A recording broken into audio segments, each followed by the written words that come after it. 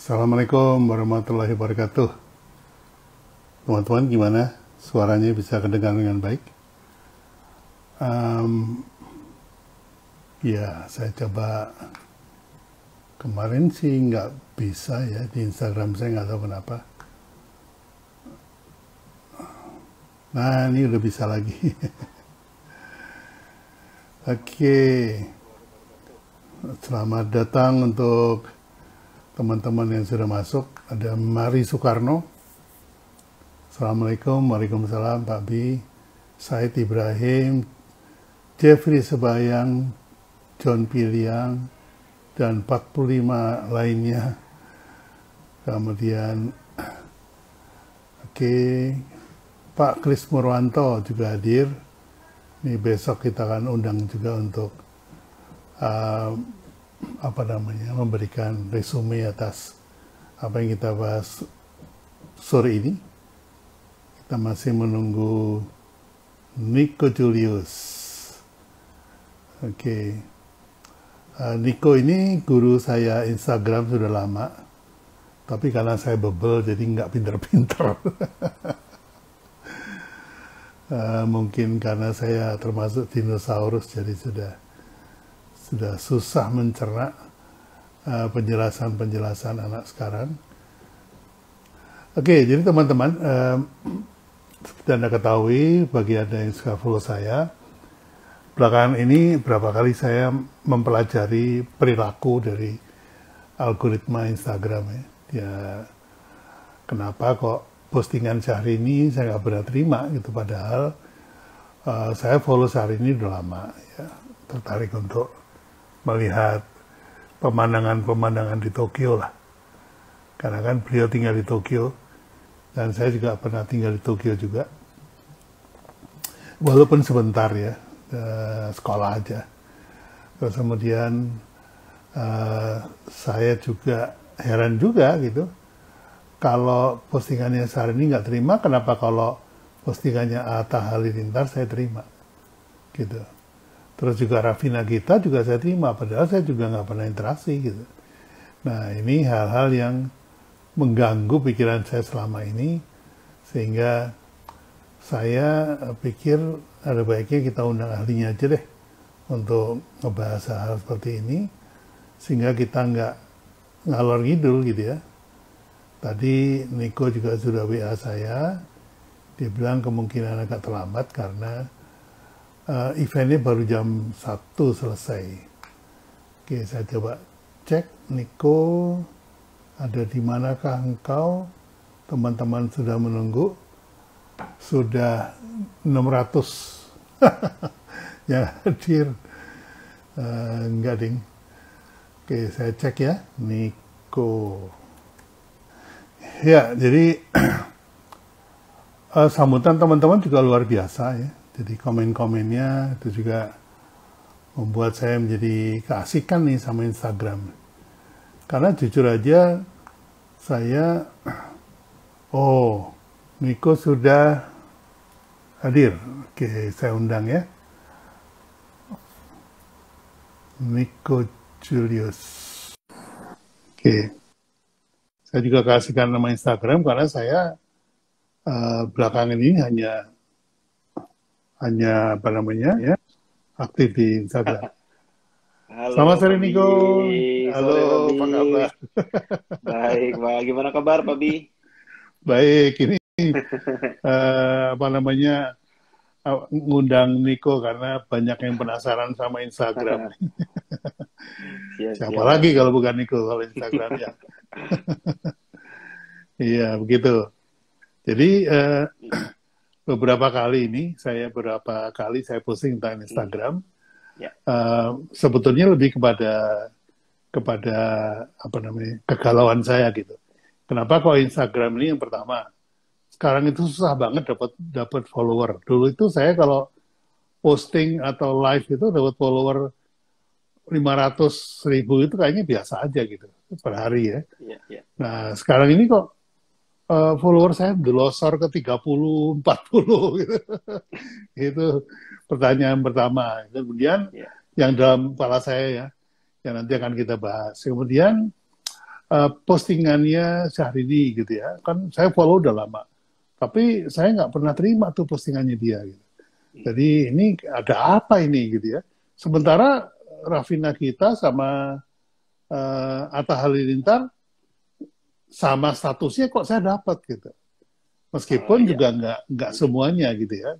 Jadi nggak benar-benar. semua postingannya saya terima. Gitu.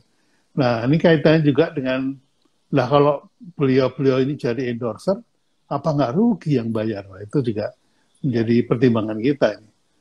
Nah, ya. itu sementara yang berkecamuk di kepala saya nanti akan saya lihat catatan saya. Siap, Fabi. Silakan Niko memperkenalkan Ya. diri dan kemudian langsung memberikan apa namanya pembukaan. Silakan. Ya, boleh. Selamat sore teman-teman semua. Selamat sore Pak Bi. Terima kasih gitu ya, saya udah diajakin sharing di sini. Saya udah agak lama Pak Bi nggak nge-live gitu karena Iya, jadwalnya semerawut ya. Jadwal iya. semerawut, tabrak lari sana sini. Jadi nggak terlalu berani jadwalin live kayak gitu. Tapi kebetulan sekarang kan lagi di daerah gitu ya. Jadi lumayan nganggur Pak Bi. Jadi nggak sesibuk waktu di Hmm. di rumah seperti itu. Jadi nanti ya saya mungkin lebih sharing aja sih ke teman-teman. Mungkin kalau bedanya kita semua teman-teman mungkin ya karena saya lebih seneng gitu ya ngulikin yang lebih detail aja gitu ya. Jangan nanya-nanya kayak Pak Abi tadi. Ini kenapa sih? Nah tuh dicari tahu gitu ya. Ini kenapa sih kayak gini? Nah tuh dicari tahu. Jadi bedanya saya mungkin lebih sering atau lebih suka cari hal-hal kayak gitu aja sih. Jadi nggak penting sih sebetulnya, cuman ya buat saya seru aja gitu karena hobi ya. Hobi itu buat saya tuh cari belajar sesuatu yang baru terus sih Pak Abi tiap hari. Jadi seru sih kita kayak cari-cari cara kerja Instagram kayak gimana, kenapa begini, kenapa begitu. Ya salah satunya penurunan followers, nanti jangkauan postingan terus gitu yang tadi ya. Kenapa ada orang yang kita follow juga tapi kok postingan nggak pernah kita lihat dan lain-lain. Itu memang uh, ada beberapa hal yang memang yang aku dapetin juga dari Instagram sih Pak Bi. Ya, ya. Jadi Mm-mm. gitulah pembukaan dari Niko yang sangat singkat. Saya juga pengen tahu nih Ya, awalnya asal muasalnya gimana sih Niko bisa oh, bisa hanya khusus fokus ke Instagram ya aja gitu. ya. Kalau kita Sebetulnya, buka ya IG benar. kamu kan itu feed Hanya kamu apa? Instagram. Ya hanya Instagram aja. Lebih spesifik lagi sebetulnya Pak Bi, hanya Ya, Instagram organik. Jadi nggak ada organik. iklan gitu ya, nggak ada bahas iklan, nggak ada tentang bisnisnya gitu. Jadi Hmm. asal muasalnya sebenarnya di 2019 Pak Bi. Jadi waktu itu kan lebih banyak di digital agency bagian advertising. Jadi lebih Hmm. ke advertising agency. Tetapi di 2019 ke 2020 itu sebetulnya cuma bertanya aja sebetulnya ke diri sendiri sebetulnya Pak Bi. Hmm. Kok nggak ada kontribusi apa gitu yang mau aku share ke orang kan gitu ya. Jadi aku pikir Hmm. apa platform yang bisa lah, artinya yang aku mampu dalam tanda petik gitu. Apa yang dimampu ternyata aku pikirnya ya kan banyak platform kayak YouTube, Facebook gitu ya. Tapi yang aku lihat yang cukup pricing kan waktu itu Instagram. Ya Ya. udah putusin Instagram aja. Karena buat kontennya nggak seribet di YouTube gitu. Karena harus ada Hmm. editing lagi lah, harus scripting dan kawan-kawan. Jadi lumayan ribet kan. Jadi aku pikir Instagram aja lah, yaudah Instagram. Nah Instagram habis sudah dipilih putus Instagram, terus gitu kan bingung nih mau bahas apa juga gitu ya. Kalau bahas Hmm. advertising kan ribet banget gitu ya. Nggak semua orang kepake kan gitu ya. Akhirnya ngulikin Instagram aja. Jadi misinya cuma satu waktu itu Pak Bi. Misinya cuma satu yaitu belajar satu hal setiap hari, didokumentasikan, kemudian Hmm. di-sharekan. Udah begitu doang tujuannya. Hmm. Selama 2020 selesai dah. Tujuan misinya cuma itu. Jadi Hmm. setiap hari selama 2020 ngejar belajar satu hal di Instagram organik gitu ya, yang nggak berbayar karena memang nggak niat diiklankan dan kawan-kawan. Kemudian ya udah dilakukan setiap hari. Kemudian belajar satu hal, dibuat postingan, belajar satu hal, buat postingan, belajar satu hal, postingan gitu. Jadi, karena kan waktu itu masih kerja juga, Pak Bi. Jadi masih ngurusin bisnis Hmm. yang lain. Jadi nggak terlalu punya waktu banyak juga kan akhirnya gitu. Walaupun yang jadi kasus ternyata adalah waktu ke Instagram, waktu benar-benar diseriusin gitu malah makan waktu banyak banget gitu. Jadi buat buat postingan itu sampai 4 jam, 5 jam gitu ya. Pernah satu kali itu sampai 6 jam. Oh, ya Ya ampun gitu kan ya. kamu punya karusel semua kan?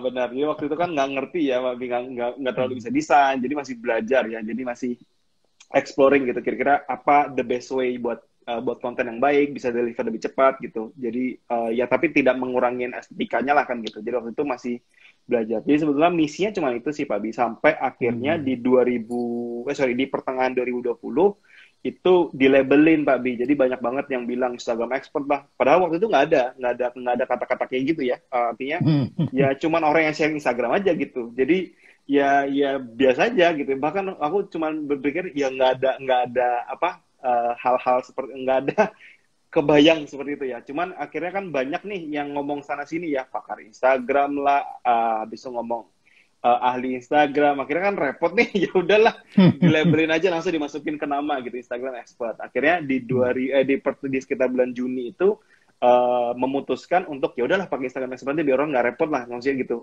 Orang nggak repot. Nah, mulai semua orang akhirnya arahnya ke sana gitu, Pak Bi. Tapi sebenarnya saya cuma orang yang belajar Instagram, teman-teman. Iya, tadinya saya pikir malah kamu official appointed by Instagram dari Amerika. Itu sempat diajak kolaborasi, Pak Bi, cuma kan karena pandemi, jadi nggak terlalu bisa melakukan aktivitas itu. Jadi sama Instagram di headquarter yang Jakarta, memang pernah diajakin untuk buat event dan mengedukasi teman-teman di Indonesia sih, lebih ke sana. Jadi sempat di-appoint, cuman belum bisa ke sana karena HQ-nya tutup. Karena nggak boleh ada aktivitas offline gitu sih. Tapi mungkin setelah pandemi akan masuk ke sana juga sih, Pak Bi. Wow, luar biasa. Ini kamu umur berapa sih? Tuh, kok udah jalan 30, Pak Bi, 29. Oh, 29. Wah, berarti ini bermuka muda nih. Saya pikir kamu 19-20 gitu. Bukan, Pak Bi. Iya, udah berkeluarga ya. Benar. Nah, jadi udah sehat semua ya. Kemarin kan sempat sakit ya, istri ya. Benar, ya. sempat sakit sekitar sebulan 2 bulan sih. Ya. Bagus lah kalau gitu. Oke, nah sekarang back to topic ya. Jadi pertanyaan yang pertama, mengapa sekarang ini tahun 2021 saya susah banget nih dapat follower. Tadinya tuh saya posting apa aja tuh pasti dapat tambahan follower. Nah itu kenapa? Apa ada perubahan algoritma atau apa? Jadi sebetulnya kalau misalnya semua orang yang merasakan adanya penurunan impresi, penurunan engagement dan kawan-kawan selalu datangnya pasti dari output ya, dari output algoritma. Jadi itu selalu output. Nah, problemnya adalah bukan algoritmanya teman-teman sebenarnya yang salah. Tetapi gini, yang harus kita pahami kan sebenarnya berarti cara kerja algoritma dulu nih. Algoritma Instagram sendiri sebetulnya tidak pernah berubah sejak 2016. Jadi algoritma Instagram itu sejarah-sejarah cuma 2 kali berubah. 2010 sampai 2016 kita kenal sebagai namanya chronological feed. Jadi akan muncul di feed kita berdasarkan kronologisnya. Jadi kita follow 100 orang, posting jam 11, jam 12, jam 3, jam 1, jam 4, jam 5 itu akan urut jamnya. Jadi postingan akan urut sesuai dengan jamnya. Nah, di 2016 berubah, chronological itu hilang, jadi yang namanya rank feed, ranking namanya. Jadi urutkan berdasarkan ranking. Nah, ranking ini diurutkannya kayak gimana? Misalnya gini, kita follow 500 orang. Berarti kalau 500 orang yang kita follow, maka ada 500 postingan kan yang harus kita lihat. Kalau masing-masing mereka 500, posting sekali. Nah, itu berarti kan kita harusnya lihat 500. Tapi kan 500. Secara realnya kan kita nggak mungkin lihat 500. Betul. Apalagi kalau kita follow 1000 atau ya jangan kan kalau itu. Kalau 500 posting dua kali kan berarti 1000, Pak, yang kita harus kita lihat. Kan impossible kita bisa lihat semua 1000 kan setiap hari. Oke, hari ini 500. Besok bisa nggak 500? Ya, selama 3 bulan bisa nggak 500? Kan impossible gitu. Sehingga ada namanya ranking. Nah, ranking dari 500 ini siapa nih yang ranking 1, ranking 2, ranking 3, dan seterusnya. Jadi ada pengurutan dari 500 orang yang kita lihat. Nah, pengurutan di Instagram dari algoritma tadi itu didasari dari sebetulnya dua hal. Kalau yang aku perhatikan terakhir, ada yang namanya affinity.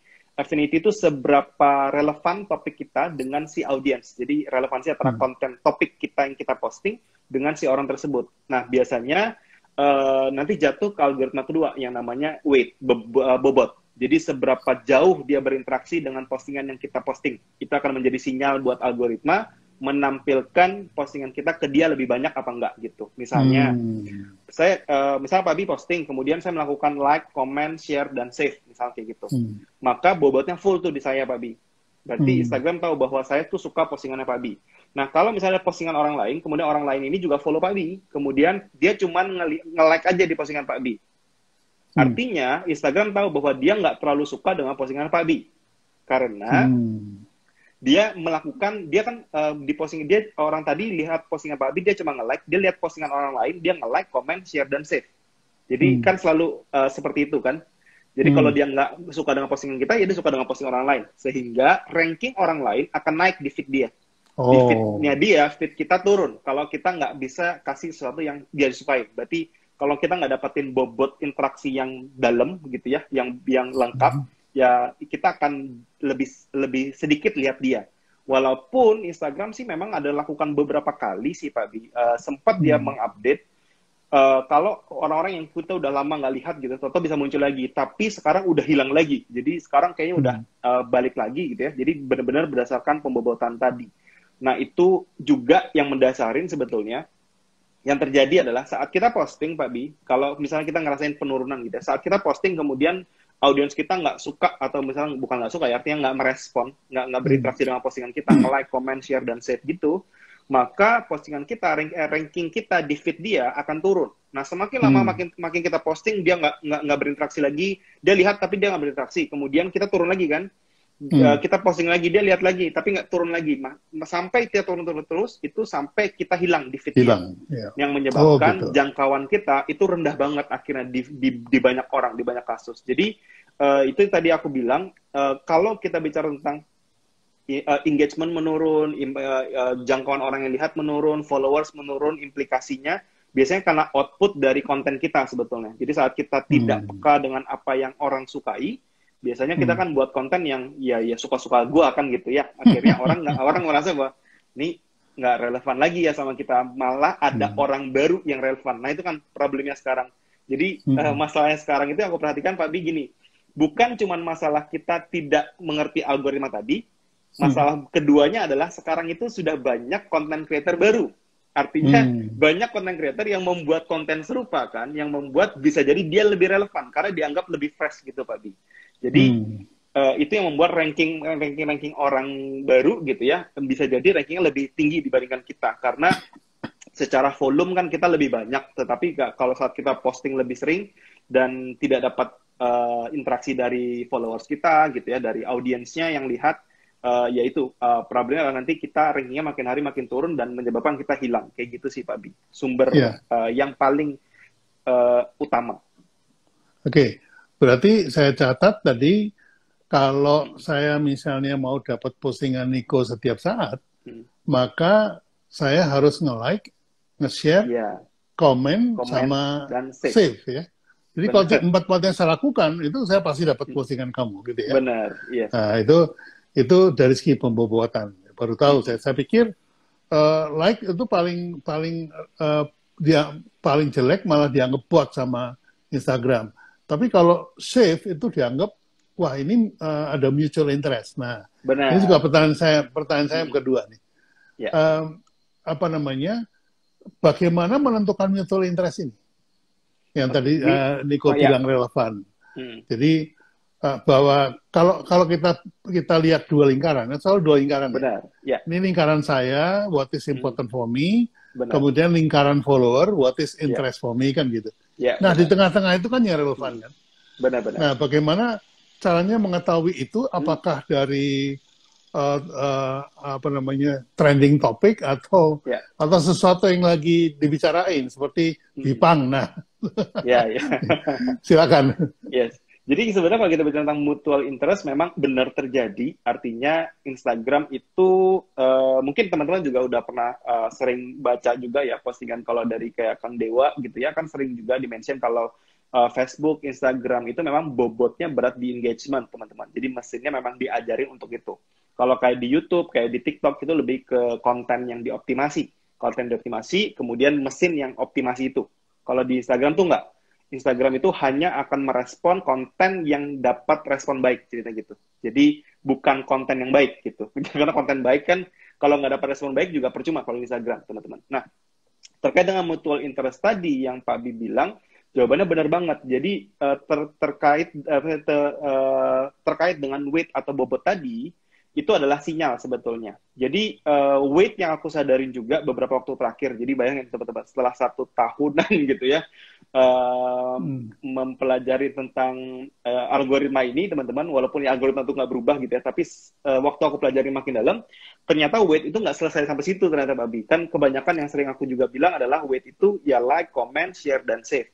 Padahal nggak selesai sampai situ, teman-teman. Jadi itu yang aku baru sadarin sekarang. Nah, apa itu? Jadi weight terbesar ternyata adalah orang yang like, orang yang comment, orang yang save, orang yang share, kemudian dia melakukan profile visit, kemudian dia melakukan follow atau dia klik website klik kita. Jadi sebenarnya ada 7 weight yang terbesar. Wow. Jadi kalau secara konten kita lihat, maka share dan save punya bobot lebih tinggi dibandingkan like dan komen sebetulnya.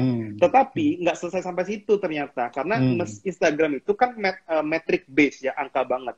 Dan angka lain itu ternyata ada dengan profile visit. Jadi kalau orang itu datang suka doang, kemudian dia nggak kepo, dia nggak visit kita, ya lihat bio kita, bobotnya lebih rendah, bener. Dia nggak lihat bio kita, berarti dia nggak atau nggak lihat story kita misalnya. Maka Instagram tahu bahwa ya udah, kita sampai di titik ya minatnya udah segini aja misalnya segitu, tapi nggak full kan gitu. Tapi kalau orang itu sampai datang kemudian ya dia follow, maka langsung peak gede banget. Nah itu juga yang teman-teman bisa lihat langsung, bisa konfirmasi saat teman-teman lihat konten di Explore misalnya gitu. Kan di Explore kan postingan yang kita nggak follow. Nah kita lihat ada postingan yang bagus sih, kita lihat, kita nggak kenal dia, tapi kita kemudian kepo sama dia, kemudian kita follow dia, pasti konten yang di feed kita setelah teman-teman refresh itu pasti muncul langsung punya dia. Jadi anaknya langsung dipump, langsung dipompa langsung ke atas sama si Instagram. Karena itu yang paling relevan buat kita sekarang. Karena weight-nya tebal banget. Jadi bobotnya tuh udah berat banget. Kita udah nge-like postingan dia, kita udah kepoin dia, kita udah follow dia misalnya gitu. Nah, apalagi kalau kita sampai sering berinteraksi di dalam profile. Kayak ngecekin story, kayak ngecekin ngeklikin link bio-nya gitu. Jadi itu yang aku bilang bobot sebetulnya. Sehingga semakin dalam bobotnya yang kita lihat dalam bentuk metrik gitu ya, karena enaknya di Instagram tuh metrik, ada angkanya semuanya. Maka yang teman-teman perhatikan adalah ya semua rasionya. Jadi berapa banyak yang nge-like, berapa banyak yang save. Kalau aku sih pribadi kurang jarang ngeliatin like lagi, Pak Bi. Aku biasanya lebih sering lihat sinyal sebagai share atau save. Kalau mutual interest itu datangnya pasti di metric save, karena saat kita punya sesuatu yang orang itu juga inginkan, pasti dia akan simpan dulu konten kita agar dia bisa baca lagi atau dia bisa ingat kita. Itu psikologis di belakang orang nge-save sebuah postingan kan, saat kita dapat save dari dia, ya tentu dia punya hal yang yang dia butuhkan dari kita. Jadi kalau sekedar like kan bisa sambil lalu aja biasanya. Jadi save itu yang paling simpel sih, walaupun follow dan story dan juga website klik itu yang paling penting sih kayak gitu. Ya, jadi ada 7 ya, like, comment, share, save, profile visit, bio, bio, kemudian masuk follow, ke link, sama link. Follow dan kalau orang udah follow, berarti follow-nya udah nggak ada, berarti website klik. Oke, ya betul. Yang terakhir ini ya. Entah itu Linktree, entah apa gitu ya, website atau apa. Karena itu bentuk interaksi juga. Ya. Nah, apa namanya? Saya makin penasaran nih. Jadi kalau kita bikin konten, gitu ya, kan suka tuh. Saya lihat Niko kan juga di belakang suka ditulis tuh. Panah ini, gitu maksudnya. Benar. Itu kan maksudnya men-trigger orang supaya nge-like, nge-save, melakukan action. Gitu. Ada 4 tuh kalau salah tuh, betul. Yeah. Nah, sekarang gimana tanpa melakukan itu, tapi orang itu bisa interest sama konten kita? Itu menurut penyelidikan dari studinya Niko itu gimana? Sebetulnya kalau sekarang sih Pak Bi, kalau dulu ya, jadi masih carousel masih belum terlalu masih belum terlalu ramai kayak sekarang. Dulu masih kepake, artinya saat kita mengedukasi orang bahwa like ya, komen ya, share ya, save ya, dengan kasih panah seperti itu, masih sangat work sekali, karena kita bisa memberikan navigasi ke orang kan gitu ya, ngasih navigasi ke orang, kalau kamu mau nge-save, itu klik yang di sini, kalau kamu mau yang gini, tapi sekarang kayaknya udah nggak terlalu kepake. Kenapa? Karena orang di Instagram mostly udah consume yang namanya carousel. Hmm. Makanya sekarang kalau teman-teman mungkin perhatikan, kontenku sekarang udah nggak pakai panah lagi, Pak Bi. Sekarang pakainya cuma Hmm. satu, turn on notification. Itu kayaknya bobot yang lebih dalam lagi. Karena Gitu ya. saat kita posting, dia dapat notif kan di atas. Kalau kita Heeh. story, dia dapat notif di atas. Kita live, dia dapat notif. Jadi sekarang yang lagi aku tes adalah, nah itu kan susah Pak Bi, karena nggak Hmm. semua orang kan mau nyalain notifikasi kan gitu ya. Betul, betul. Artinya itu sesuatu yang harus diedukasi lagi sekarang. Jadi sekarang Hmm. goalnya itu sekarang bukan ngajarin orang nge-save lagi, karena orang udah bisa nge-save sekarang. Sekarang Ya, ngajarin ya, orang ya. nyalain notifikasi sekarang. Jadi Ya. setiap eranya kayaknya akan selalu ada sesuatu yang harus ada action tertentu yang kita edukasi ke orang agar jadi sebuah ya apa common action lah, common interaction gitu ya, biar orang itu Ya. bisa paham bahwa oh kalau aku suka dengan ini aku harus nge-save gitu. Kalau aku suka dengan ini aku harus menyalain notifikasinya gitu. Jadi sekarang lagi PR-nya ke sana. Nah, sekarang kan notifikasi belum ada metriknya Pak Bi. Tetapi Hmm. nggak tahu ke depan ada apa enggak. Karena kalau misalnya sinyal itu ada, karena kalau di YouTube tuh ada Pak Bi. Jadi ada Hmm. berapa orang yang subscribe ke kita, sekian persen gitu ya. Curiganya adalah bisa jadi ada walaupun belum dikonfirm sih. Tapi Hmm. ya itu akan jadi bobot yang menurut aku paling besar sih. Karena kan Hmm. saat orang rela dengan sukarela dia nyalain notifikasi bahwa setiap kali si Pak Bi posting feed itu harus aku dapat, misalnya aku harus baca, Hmm. kan dari notifikasi kan berarti. Hmm. Karena kalau kita Ya, cuma ya, nge-like, comment, save gitu kan ya kita nggak dapat notifikasi juga gitu. Tapi kalau ya. kita dengan sukarela menyalakan notifikasi, maka bobot kita tuh besar banget di followers itu. Oh, oke, oke. Nah, Hmm. sebetulnya kalau kita kaitkan dengan ilmu branding, ini kan Hmm. sama-sama sebetulnya mengedukasi perilaku, Oke. mengedukasi perilaku baru. Jadi maksudnya apa? Supaya orang tidak pindah ke brand yang lain. Nah, di Ya, Instagram ini kan sama juga. Dia juga benar-benar. takut nih kalau kalau follow, kalau Ya, ininya dia apa bukan follower, pindah ya audiensnya. pindah ke audiensnya pindah ke YouTube Benar. misalnya karena Hmm. karena sekarang ini untuk broadcast di Instagram Ya. itu udah semakin sulit kan gitu. Sementara Hmm. kalau di TikTok kan masih suka-suka nih. Benar. Nah, Benar-benar. tapi nggak lama juga ternyata TikTok juga mulai menuju ke Crowded. narrowcasting juga. Benar. Nah, saya lihat juga, oh Clubhouse mungkin Clubhouse ini kayaknya masih bisa Hmm. broadcast. Ternyata nggak juga, Ya. ternyata Clubhouse juga mulai melakukan narrowcasting. Ya. Nah, ini saya mulai curiga bahwa akhirnya sosmed ini arahnya bukan lagi ke one to many people, tapi akhirnya Ya. one to one people gitu. Komentarnya Niko Benar. gimana? Yes, aku pribadi cukup setuju, Pak Bi, arahnya ke sana. Karena kalau yang aku perhatikan gitu ya, hampir semua platform yang major, yang sudah dewasa, Hmm, dia tetap harus menjaga retention usernya kan. Artinya dia harus betul. menjaga relevansinya. Sehingga yang dipecut tuh adalah kita-kita content creator ini gitu. Agar bisa relevan ke audiensnya dia gitu ya. Hmm, Jadi ya itu kayaknya demand yang diminta sama semua platform mostly. Terutama Instagram yang paling boleh aku bilang agak sedikit picky banget gitu ya. Artinya saat kita benar-benar nggak bolos posting gitu ya, pasti akan dapat courting gila banget, banyak banget gitu. ya, Karena betul. memang secara ya algoritma memang dikerjakan seperti itu. Artinya, nah kenapa itu terjadi? Sebetulnya sama teman-teman cerita asal muasalnya. Ini simpelnya gini teman-teman. Waktu misalnya Pak Bi posting gitu ya hari ini, kemudian saya berinteraksi, kemudian Pak Bi besok nggak posting kan? Nah besok Hmm, kan saya masih ke Instagram Pak Bi. Jadi hmm, saya sebagai followers Pak Bi itu masih buka Instagram walaupun Pak Bi nggak posting. Nah hmm. di hari yang besok kan saya lihat postingan orang lain Pak Bi. Mungkin Ya, saya lihat postingannya si B misalnya gitu. Atau si C misalnya gitu. Kemudian saya nge-like-in postingan si C kan, karena Pak Bi nggak posting. ya. Sehingga algoritmanya tahu kan sekali lagi bahwa rankingnya si C sekarang yang naik di saya. Karena saya nggak berinteraksi dengan Hmm. postingan Pak Bi. Oh, oke. Karena saya posting dengan orang lain. Sehingga orang lain naik rankingnya. Itu kenapa saya bilang, kalau kita nggak posting sehari, teman-teman, ranking kita tuh dalam tanda petik dicuri orang. Ceritanya begitu.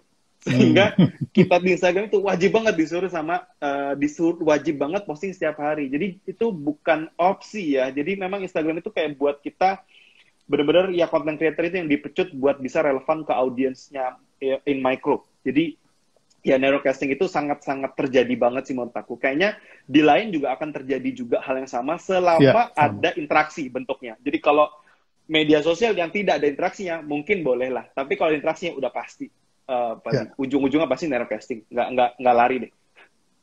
ya.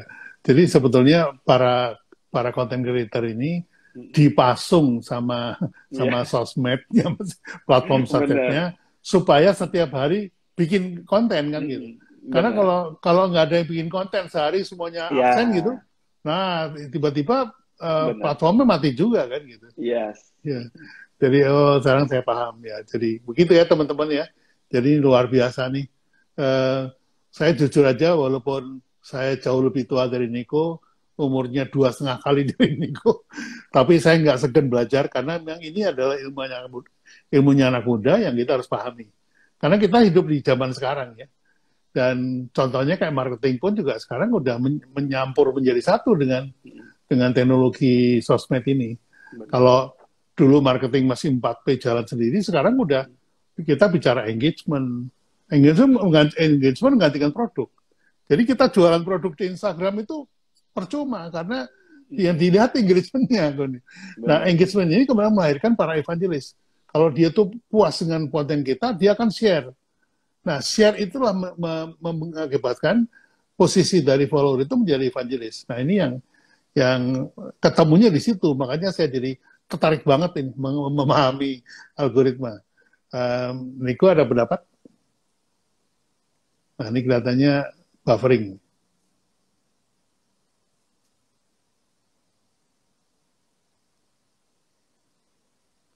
Ya, oke kita tunggu ya teman-teman. Niko lagi ada di daerah, ini mungkin gangguan internet. Nggak tahu ini ada daerah mana nih kok sampai nggak ada signal atau signalnya menurun. Oke, mungkin Niko keluar dulu kali ya, kemudian nanti saya invite lagi kalau masih bisa dengar. Wih, belum muncul Niko, mungkin kena gangguan internet barangkali. Oke, um, apa? Saya coba lagi. Iya, ya, saya undang lagi. Mudah-mudahan nggak ada masalah lagi dengan internet. Ini Niko lagi di mana sih ini sebenarnya? Halo, Babi. Tahu-tahu Lagi. hilang Babi sinyalnya. Iya, kamu lagi ngomong tahu-tahu bet gitu. Tahu-tahu langsung 3G gitu, Babi. Langsung Oh gitu. kok Kamu hilang lagi di mana sinyalnya? sih nih? Di masih sekitar 3-4 jam dari Kalbar, Babi. Jadi di Teluk Pakedai Oh, namanya. Jadi memang daerah ceritanya bawah sih. Remote, ceritanya Babi. pulang kampung nih. Iya, istri, Babi. Tapi udah lama, Oh, udah 3 minggu yang lalu. oke oke oke oke. Wah, Kalimantan tuh daerah yang saya jarang eksplor tuh karena apa namanya, cuma di sisi timur sama selatan aja. Kalau barat sama saya belum pernah Ah, saya. ya. Utara juga belum pernah. Yes. Oke, silakan lanjut. Tadi sampai mana, Pabi? Evangelis Nah, terakhir yang saya dengar, Pabi. tadi tadi ngomongin soal konten kreator dipasung oleh Ah, ya, platform. benar. Nah, Nah, jadi sesuai yang teman-teman juga perhatikan, kayak tadi kita bilang kalau kita kayak dipasung sama platform gitu ya, memang ya itulah realitanya teman-teman. Karena saat sebuah platform yang kita pakai gratis ya kitalah produknya kan gitu ya. Jadi ya, ya suka tidak suka gitu ya. Jadi selama kita dapat benefit dari platform yang kita pakai gratis, which is ya something yang beneficial buat kita kita di demand, kita kan diminta juga kan sama mereka. Ya hmm, akhirnya ya itulah yang ditodong sama Instagram, apalagi saat dia udah punya platform yang mature ya, artinya banyak yang buat konten di Instagram dan kawan-kawan. Tetapi yang jadi penting adalah sekarang yang Pak Bi bilang tadi itu ya, ada yang namanya evangelis. Evangelis itu kalau di bahasa saya biasanya bilangnya adalah fans, Pak Bi. Jadi orang hmm, yang berinteraksi dengan postingan kita, tetapi nggak cuma sampai situ. Jadi orang yang juga mempromosikan kita, mempromot kita lah tepatnya seperti itu. Jadi supportnya kita atau supportnya fans kita atau evangelisnya kita, teman-teman, itu yang sebetulnya harus teman-teman cari. Jadi yang teman-teman fokuskan sebetulnya terutama di Instagram gitu ya kita harus cari bukan sekedar orang yang cuma nge-like-in kita gitu ya, karena nge-like hmm, aja tuh percuma teman-teman, saat kita nggak bisa meng-reach lebih gede lagi kan sayang gitu ya, padahal inti utama dari sosial media adalah sosialnya itu kan gitu ya. Jadi saat sosialnya itu bisa kita leverage, ya teman-teman kenal sebagai viral gitu ya. Jadi satu orang share gitu ya, yang lihat share lagi, yang lihat share lagi, jadi ya viral effect muncul. ya sebenarnya itulah goal kita di media sosial ya. Instagram juga salah satunya, walaupun kadangkala gitu kalau kita lihat dari sisi virality-nya memang Instagram tidak semudah gitu ya, tidak semudah kayak di Twitter, tidak semudah kayak di Facebook seperti itu, tetapi quality-nya yang berbeda teman-teman. Jadi kalau di Facebook sama di Twitter mungkin audiensnya lebih gede, viralnya lebih gampang, tapi secara kualitas audiens yang Instagram itu yang paling boleh dibilang yang paling baik dibandingkan platform media yang lain sekarang, untuk sekarang teman-teman. Jadi ya secara ya audiens kualitas ya masih Instagram paling menang. Itu kenapa masih layak banget buat dikembangkan sih. Ya walaupun kita masih lihat yang platform lain ya kayak TikTok gitu, itu masih baru banget ya teman-teman, belum mature. Jadi tapi kita masih lihat tentunya 1-2 tahun kayaknya bakalan bisa mature juga. Sama aja. Benar. Cuman dia butuh waktu tetap lah. Ya, oke. Jadi untuk informasi teman-teman, di mana sih irisan dari marketing dengan apa namanya sosmed ini atau dengan internet ini adalah irisannya pada apa namanya konsumnya. Jadi experience yang didapat itu. Jadi kalau brand itu wajib menjadi konsumen dulu. Jadi Anda mengkonsum produknya, dapat experience, baru kemudian Anda mendapat julukan brand advocate atau brand loyalty ya. Nah, sementara kalau marketing itu tidak harus mengkonsum kalau zaman sekarang. Jadi mengkonsum informasi itu sudah dianggap Anda mengkonsum. Nah, apa sih informasi yang dikonsum itu? Informasi yang sifatnya pengalaman juga. Jadi kalau di branding itu pengalamannya harus real, kalau di marketing pengalamannya bisa virtual. Nah, pengalaman virtual itu disampaikan oleh para kreator ini lewat konten gitu kan. Nah, ketika dia merasakan experience dari virtual itu, kemudian dia delight, dia suka, dia akan sharing. Nah, ini yang kemudian terjadi irisan antara marketing sama apa namanya social media. Jadi teman-teman wajib nih teman-teman kalau mau serius marketing itu jangan cuma di 4P saja. Pintu masuknya ada 4 sekarang. Kalau pertama dulu produk, pintu masuknya, kedua customer, perilakunya customer, ketiga itu adalah identitas customer, yang keempat ini engagement dengan customer. Nah, jadi orang-orang kayak Niko ini boleh dibilang walaupun mungkin mendalaminya hanya Instagram, tapi ini expert dari marketing loh. Karena apa? Marketing sekarang tuh melibatkan itu. Komentar Niko gimana? Silakan. Yes, kalau pribadi sih aku setuju, Pak Bi, karena memang ada pergeseran gitu ya. Artinya ada perubahan orang mengkonsumsi gitu ya, kayaknya perubahan aktivitas manusia sih kayaknya Pak Bi. Jadi perubahan aktivitas manusia yang akhirnya merubah semua tatanan juga kan gitu ya. Jadi ada norma-norma baru lah yang kita lihat, yang salah satunya yang kalau kita perhatikan ya apalagi kemarin ya, yang selama 2020 ada percepatan, ya misalnya selama pandemi kita ada percepatan digitalisasi di Indonesia, akhirnya juga memperbesar gitu ya gap yang orang-orang dulu sampai sekarang gitu ya, yang akhirnya kan terpaksa gitu ya, orang yang nggak kenal Zoom ya bisa pakai Zoom sekarang gitu ya, yang orang tua saya nggak pernah namanya virtual meeting, akhirnya harus virtual meeting kan, gitu ya. Jadi benar-benar berubah banget yang namanya social interaction gitu ya. Nah, di media sosial juga salah satu kena dampak yang juga signifikan menurut aku pribadi. Dan kebetulan artinya memang waktu itu artinya di zaman waktu aku mulai itu kan di Desember 2019 Pak Bi. Jadi ya kan let's say di awal 2020 yang which is belum ada yang namanya pandemi kan teman-teman ya, karena baru mulai masuk di Maret April kan gitu.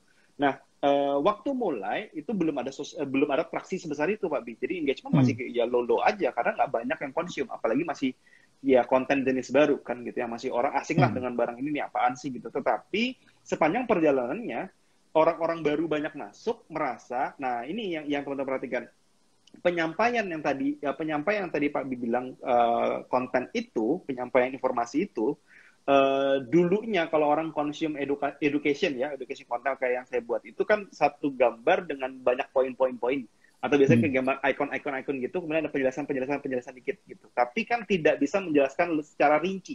Jadi orang yang baca bisa dapat poinnya tapi nggak tahu isinya apa, sehingga susah konsumnya. Diubah waktu itu dengan yang aku dulu buat yaitu carousel kan, yang sempat di awal-awal yang aku buat itu carousel, yang mana carousel itu tuh fokusnya cuma satu hal, satu poin, tapi lengkap gitu, dibahas tuntas ceritanya gitu, sehingga experience orang tuh baru ceritanya gitu di Instagram, sehingga nah engagement yang terjadi karena ya something new buat mereka, itulah yang membuat akhirnya growth-nya bisa cepet banget sih menurut aku, sehingga komoditas gitu ya, komoditas baru di dalam marketing engagement itu menjadi ya satu hal yang vital banget sih. Ya, nah bicara tentang konten sekarang. Niko kan termasuk apa namanya fanatik dengan carousel nih. Sementara saya lebih fanatik dengan feed, dengan apa namanya dengan cerita ya, dengan foto. Caption. Foto saja dengan caption. Nah, itu pengalaman saya bilang begini, visual itu nggak bisa bohong. Artinya kalau kamu tunjukin gambar ini, maka orang bisa suka atau tidak suka, black or white, gitu. Jadi kalau misalnya kamu kasih gambar wanita gitu atau cewek gitu, gadis, itu suka sama nggak suka itu langsung terbelah. Itu kelemahannya visual, ya, kelemahan visual itu. Sehingga kalau misalnya kamu bikin carousel banyak gitu, maka itu kayak apa namanya slide pertama, kedua Anda suka terus, tapi kalau nggak suka ya langsung ditinggal gitu. Itu kelemahan dari visual ya. Sementara kalau cerita itu kayak radio. Jadi cerita itu membangkitkan theater of mind, membayangkan, orang membayangkan. Iya. Jadi kalau kamu bikin cerita, saya bikin storyline gitu ya, atau copywriting saya itu mengaduk-aduk theater of mind. Jadi kalau saya bilang ini ada cewek loh, wah bentuknya begini, gitu ya. Wah atas ramping, bawahnya gede, itu kan, wah tiba-tiba di kepala orang kan muter-muter. Nah ini makanya kemudian saya perhatikan, saya juga berapa kali nyoba carousel ya. Kalau carousel itu lebih kayak slide presentation lah. Jadi membuka fakta gitu ya. Cocok lah untuk edukasi. Tapi kalau untuk sesuatu yang sifatnya provokasi ya, atau mengundang minat itu, kayaknya copywriting jauh lebih kuat gitu. Menurut pendapat saya begitu. Niko gimana? Yes, saya pribadi juga tipe orang yang sepakat dengan itu, Pak Bi. Jadi saya bukan orang yang fanatik dengan carousel sebetulnya. Cuman, jadi saya itu tipe orang yang tidak fanatik dengan itu. Artinya kalau teman-teman bayangin gitu ya. Nah, tapi kan jadi ini ya, jadi kontradiktif karena yang saya buat semuanya carousel. Ini aku sampaikan teman-teman. Jadi sebenarnya gini. Ya karena gini, karena kenapa Niko ambil carousel? Karena edukasi. Benar, karena mengambil edukasilah jadinya carousel, teman-teman. Jadi bukan karena carousel kemudian dibuat gitu. Jadi karena edukasilah dibuat carousel, karena penyampaiannya lebih mudah pakai carousel, karena story-nya bisa panjang dan itu bentuknya lebih ke visual, karena kan yang saya banyak kasih dalam bentuk data kan gitu. Betul. Nah, ya, di kasusku juga, tapi Pak Bi ada juga yang aku perhatikan di copywriting sebenarnya belum aku coba dalam termin yang cukup gitu ya. Jadi waktu itu pernah coba audiens di audiens yang terbentuk karena carousel seperti itu Pak Bi, yang aku miliki sekarang. Itu saat misalnya aku kasih dalam bentuk video, let's say seperti itu, video ya 1 menit, 2 menit gitu, mereka tidak engage juga Pak Bi.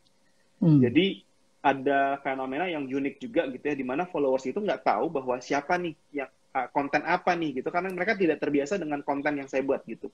Jadi saat mereka biasa konsumsi carousel, kemudian waktu saya buat video, engagement langsung drop parah gitu. Jadi langsung terjun bebas lah gitu ya. Jadi saat terjun bebas itu ranking kita turun gitu ya, karena nggak ada interaction gitu ya. Kemudian yang membuat akhirnya, wah nggak bisa nih, kalau makin turun kan makin gawat nih akun gitu ya. Jadi akhirnya udah kita balik lagi gitu. Jadi fokusnya akhirnya cuma gitu Mbak. Sehingga sekarang yang saya lakukan adalah mulai membuat konten-konten jenis yang baru. Jadi kayak pengen buat kayak story itu lebih seru. Saya lagi coba sekarang di podcast gitu Pak Bi. Jadi pengen mencoba membuat akhirnya di spektrum yang berbeda gitu. Jadi nggak maksain di satu, karena Instagram ini agak cerewet banget lah, repot gitu ya. Kalau agak lebih lumayan misalnya kayak di Facebook tuh agak lumayan. Jadi Ya tapi sekarang reach rate-nya juga rendah banget sih gitu. Jadi ya Iya, masih iya. bingung lah tepatnya Babi. Tapi itu Iya, kalau iya. kejadian di Jadi saya sih kayak gitu. ya saya belajar ternyata Niko menandai juga bahwa followernya Niko itu jenis yang menyukai ini gitu ya. Benar, Sehingga yes, kalau dikasih approach yang lain itu benar, nggak suka, terus benar, nggak berinteraksi. Akhirnya benar, engagement kamu diambil orang lain. benar. Ya, Jadi ya, ya, kecolongan di situ Babi. ya, ya. Nah, oke, ini waktunya tinggal 10 menit lagi. Saya ingin nanya yang saya sudah simpan lama nih pertanyaan ini.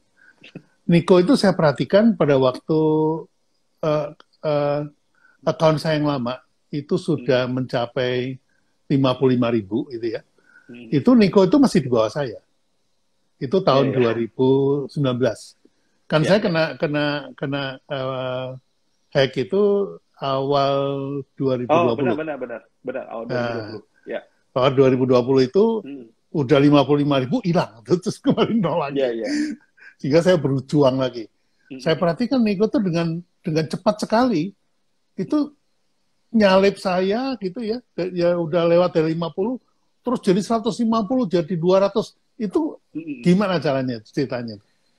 Jadi Share sebetulnya pengalamannya. yes, jadi sebetulnya apa yang aku lihat Pak Bi, jadi ada kayak momentum gitu yang terbentuk patternnya. Hmm. Jadi saat kayaknya itu sama kayak ya mungkin bentuknya kayak viral gitu ya Pak Bi. Jadi kayak bentuknya kayak viralnya di mana saat ada seorang content creator di Instagram yang mendapatkan traksi besar sekali, artinya kalau di Instagram kan lihatnya dari engagement rate gitu ya. Jadi saat postingan Hmm. saya satu kemudian disukai banyak orang, berarti misalnya yang lihat 1.000 gitu yang berinteraksi 150, berarti kan 15%. Nah, yang Hmm. jadi aku perhatikan itu adalah biasanya metriknya itu, Pak Bi. Jadi waktu aku mulai bangun itu, engagement rate per post yang biasa aku lihat adalah di angka 10% ke atas. Jadi waktu itu sekitar 15%, 15%, 15%. Hmm. Dan waktu aku Naik perhatikan, terus. konten yang engagement rate-nya di atas 10%, jadi perbandingan antara orang yang lihat dengan yang berinteraksi secara total, itu di atas 10% ke atas, itu entah kenapa Instagram selalu akan kasih privilege khusus.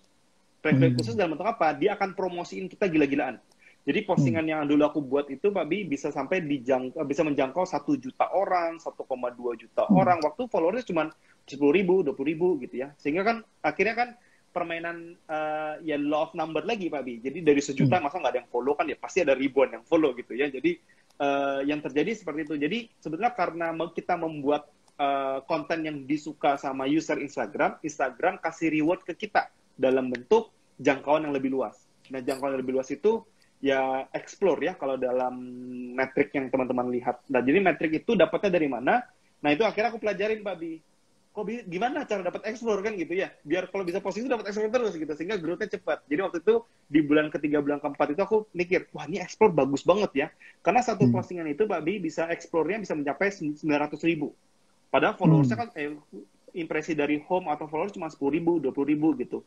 Hmm. Tapi explore bisa sampai 300.000, 500.000, 900.000. Muncul dong pertanyaan, gimana dapetin explore kan gitu biar bisa kenceng kan gitu ya. Akhirnya mulai cari-cari-cari, nah ketemu salah satu sumber dari press Explore. release-nya si Facebook sama Instagram, Pak Bi. Hmm. Jadi press release-nya mereka menyampaikan cara kerja algoritmanya, khusus Hmm. cara spesifik ke Instagram Explore. Yang Hmm. mana itu menyampaikannya cuma dua hal ternyata, Pak Bi. Untuk dapetin Explore di Instagram, kita cuma butuh dua hal, dia bilang, like dan wait. Nggak tahu kenapa, pokoknya Instagram tidak menghitung komen, Instagram tidak menghitung share untuk Hmm. peruntukan untuk hanya explore ya. Jadi kalau kita Explore. pengen dapatin explore lebih banyak di konten kita, ya kita harus ngajakin dua hal itu deh. Ngebanyakin like, banyakin save, selesai. Maka postingan kita pasti akan bumpnya cepet banget.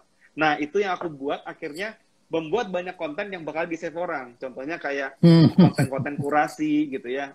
Ini Nah. apa misalnya Jadi kita mengkurasi gitu, Pak Bi. Jadi kalau kamu mau desain, ini 7 aplikasinya. Kan pasti di-save orang, Pak Bi. Karena kan, ya aku mau coba 7-7-nya, save dulu kan gitu.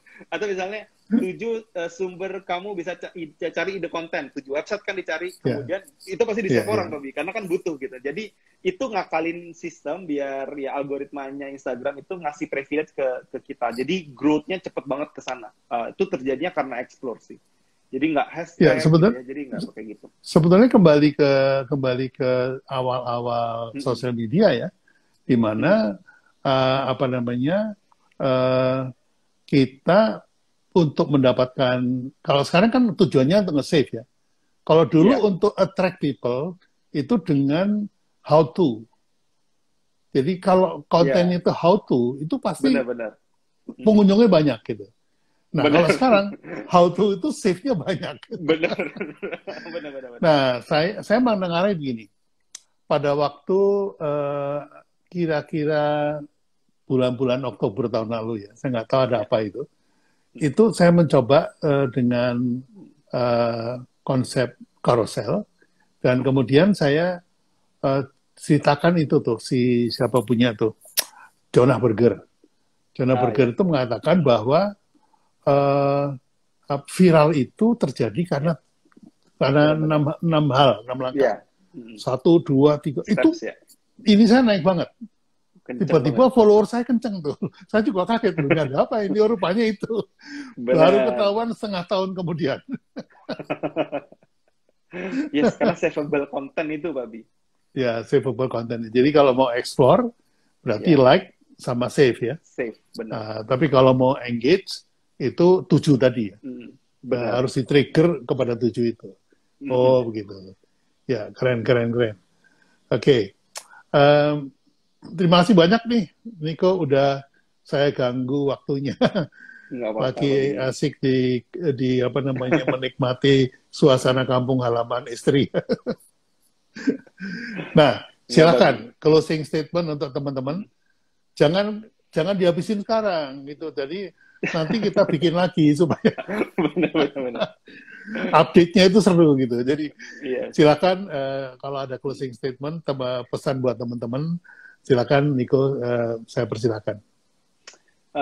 Buat teman-teman sebetulnya paling kalau tips saya dari Instagram, teman-teman pokoknya fokusnya sama 3 hal itu gini teman-teman.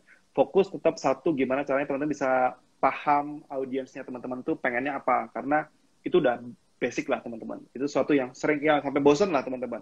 Saya aja dengerin sampai bosan gitu ya, tapi ya suka tidak suka itu harus saya pahami gitu ya.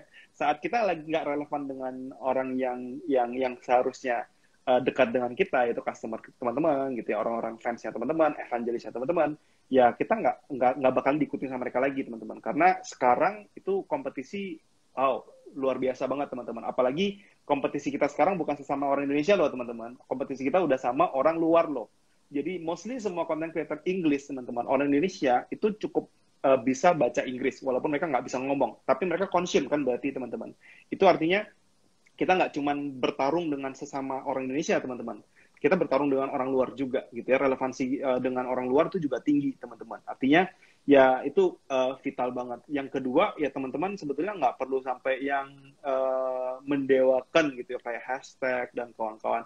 Itu sebetulnya saya pikir-pikir juga nggak ada sesuatu yang signifikan banget sih, teman-teman. Selama kita fokus dengan yang pertama, bisa deliver sesuatu yang baik gitu ya teman-teman pasti akan bisa dapat privilege khusus dari Instagram. Apalagi teman-teman bisa fokus pada dapatin audiens yang lebih relevan, yang lebih ya sesuai dengan apa yang kita mau lah gitu. Dan yang ketiga, teman-teman harus paham bahwa ya semua itu butuh proses teman-teman. Saya sendiri juga nggak tahu-tahu langsung boom gitu, nggak begitu teman-teman. Saya pribadi membangun ngerjain Instagram ini teman-teman, di awalnya cuma komitmen ya 2-3 jam sehari teman-teman, tapi yang terjadi sehari itu bisa 12 jam gitu ya. Itu teman-teman kebayang, saya bayar harganya tuh mahal sekali ya. Saat saya orang tidur, saya nggak tidur teman-teman, saya ngurusin bisnis, saya harus belajar Instagram, saya harus siapin konten buat besok, saya harus pikirin apa yang saya harus pelajarin hari ini, apa yang saya mau tanya. Jadi explore-nya banyak banget teman-teman. Jadi di belakang apa yang ada sekarang, itu waktu yang saya pakai itu banyak banget teman-teman gitu. Dan ya itu yang saya bilang proses teman-teman, semua butuh proses, dan ya teman-teman harus kerjain itu. Kalau teman-teman bisa lakuin itu sih, saya yakin semuanya bisa kok berhasil, karena metric base banget teman-teman. Bisa banget buat ya ada bahasa jeleknya itu bisa diakalin teman-teman. Asal kita tahu aja gitu. Itu aja sih Pak Bi, terima kasih. Ya, baik, terima kasih Niko. Jadi teman-teman silakan follow akunnya Niko, @by_Nico_Julius. Itu isinya semuanya daging, semuanya pelajaran. Nah, saya nanti akan mendaulat atau mengklaim Niko. Setiap bulan paling tidak sekali kita bahas satu topik. Boleh. Dari postingannya Niko. Siap. Misalnya Niko posting tentang explore, kita bahas deh 1 jam tentang explore. Kemudian tentang follower, 1 jam tentang follower. Jadi saya kira akan bermanfaat juga buat follower saya, yang tentunya juga akan memberikan teman-temannya lebih luas buat Niko juga. Ya, jadi terima kasih sekali lagi Niko atas waktunya. Salam buat istri, sehat-sehat selalu. Ya, jangan sampai sakit-sakit lagi. Siap, Babi. Saya doakan semoga sehat selalu. Terima kasih banyak atas waktunya. Saya sudah sampai di sini, teman-teman. Wabillahi taufiq wa hidayah. Wassalamualaikum warahmatullahi wabarakatuh.